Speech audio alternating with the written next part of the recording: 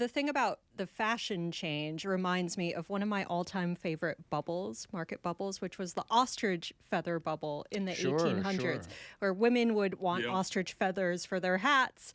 And they became really, really expensive. And then the bubble burst, and all these ostrich farmers, Huh. mostly in Africa, I think, went bust. Yeah, they call it the plenary trade, and all kinds of shorebirds, and yeah, it's hard to picture now that you could just, without regulation, in coastal areas of the country, go hunt herons, egrets to sell the feathers to adorn hats. When you think about like conservation efforts or you think about endangered species, all these ideas feel very modern to me. How early on in the process of the hunting or hunting history did people start becoming aware of the fact that without some sort of regulation or laws or curbs, that this natural resources could be irreversibly depleted?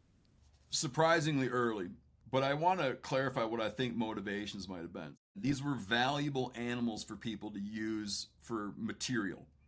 So when we see people trying to get to put in hunting seasons, like not to kill them when they're fawning, when they're dropping their fawns, or put in restrictions about outsiders coming in to hunt, they probably weren't motivated by some sort of environmental ethic. They were motivated by guarding and protecting a resource. In the late 1800s, you have these gentleman hunters that want to connect to this piece of American history or American culture, but they're recognizing that unregulated commodity hunters are going to drive everything to extinction.